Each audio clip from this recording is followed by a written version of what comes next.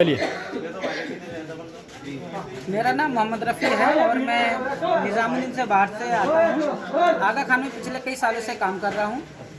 आगा खान का यहाँ पर कूड़े का और सफाई का काम चलता है, उसके तहत मैं यहाँ एक एम्प्लॉई हूँ आगा खान में। और आगा खान के द्वारा आज जो है एक स्वास्थ्य सर्वे करने के लिए हमें यहाँ भेजा गया। सुबह हमें स्कूल में बुलाया गया, बुलाकर हमें बुलाया गया और हम लोगों को बताया गया कि बस्ती के अंदर कोई भी बीमार व्यक्ति हो तो उसको लेकर हमें सर्वे करनी है, जिसके तहत मैं सर्वे करने यहाँ पर आया हूँ। और यहाँ के लोगों, ये जो हमारे पास फॉर्म है, इसमें राष्ट्रीय राजधानी क्षेत्र दिल्ली सरकार स्वास्थ्य सेवाएं महानिदेशालय और पब्लिक हेल्थ विभाग विंग फॉर, इस तरह से करके हम लोग सर्वे दिया है, जिसमें हम लोगों ने घर के मुखिया का नाम, घर का पता, एक मिनट सर, मोबाइल नंबर और घर में सदस्यों की संख्या को जाना। अभी हम लोग 2 ही घर में ये सर्वे कर पाए थे, लेकिन ये सर्वे कैसी है कैसी नहीं है इसकी पुष्टि करने के लिए इलाके के लोगों ने मेरे से ये सवाल करे हैं। ठीक है, आप नहीं कहना कि इलाके के लोग एक मिनट चलिए, कोई बात नहीं। अब मैं इनके साथ तकरीबन 10-15 ये इनसे हमने एक तहरीर भी लिखवाई है। ये इन्होंने लिखी है कि हम किसके कहने पर काम कर रहे हैं। इन्होंने कहा हमें आगा खान ने भेजा, आगा खान ट्रस्ट के ज़रिए हम काम कर रहे हैं। पेपर दिल्ली सरकार का ले रखा है। जब ये लोग कर रहे थे तकरीबन 30-35 लोग थे। ये यहाँ है, बाहर हमने कई लोगों को पकड़ा तो उन्होंने कहा कि इस पर नंबर पड़ा है, बात करें। ये जो 00112248482016 है, इस पर मैंने 2 मरतबा कॉल की, दोनों मरतबा उन्होंने मना कर दिया कि हमारी तरफ से हमने किसी को नहीं भेजा।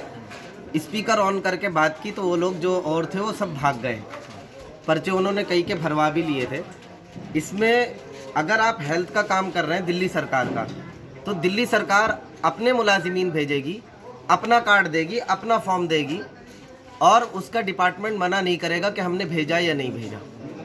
हमने फ़ोन किया, डिपार्टमेंट ने मना कर दिया, हमने किसी को नहीं भेजा। दूसरी बात ये है, ये भाई कहते हैं कि हमें आगा खान ट्रस्ट ने कहा है, हम उसके मुलाजिम हैं इसलिए हम उसका काम कर रहे हैं। इन्होंने लिखा भी है ये।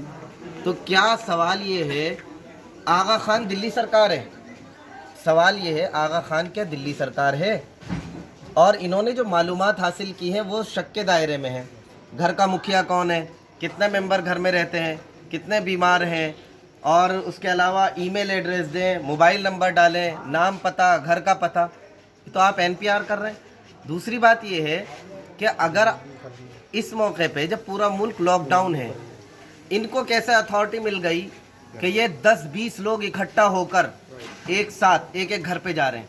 इनसे हमने कहा आप हेल्थ डिपार्टमेंट का कोई कागज़ दिखाइए, तो हमें कोविड-19 का जो आजकल पास बन रहा है वो दिखा रहे हैं हमें। तो ऐसे लोगों को पास भी कैसे इशू हो रहा है? ये शक के दायरे में है। कई लोगों के इन्होंने फॉर्म भरे हैं, वो हमने कुछ के ले लिए हैं, कुछ के वो लोग लेकर चले गए, भाग गए हैं वो लोग। तो हमारी सरकार से भी दरख्वास्त ये है कि आपके नाम पर ये 420 कैसे चल रही है, इन लोगों के खिलाफ आप एक्शन लें। आपको एक्शन लेना पड़ेगा ऐसे लोगों के खिलाफ। इसलिए हम सबसे दरख्वास्त करते हैं, जहाँ कहीं भी ऐसे लोग पकड़े जाएं, प्यार मोहब्बत से उनसे पूछें, कोई गाली गलौज ना करें, आपको किसने भेजा है, क्यों भेजा है, और अंधे बनकर फॉर्म न भरें। कभी कहते हैं राशन मिलेगा, उसके नाम पर भरवाए जाते हैं, कभी कहते हैं हेल्थ के सिलसिले में। तो ये धोखा चल रहा है, दिल्ली सरकार को बदनाम करने की साजिशें हैं। इसलिए सरकार से मेरी दरख्वास्त है, ये देखिए ये फॉर्म कई भरे हुए भी, उनमें से एक ये भी नमूना इन लोगों ने भरवा भी लिया था। तो पूरे मुल्क में मेरी लोगों से दरख्वास्त है कि बेदार रहें, इस तरह के फॉर्म न भरें। अभी सरकार की तरफ से कोई स्कीम इस तरह की नहीं है। ये एक तरीके से एनपीआर किया जा रहा है, हमें ऐसा लगता है, शक है हमें, क्योंकि ये लोग खुद धोखा दे रहे हैं सरकार को। इनके खिलाफ केस होना चाहिए।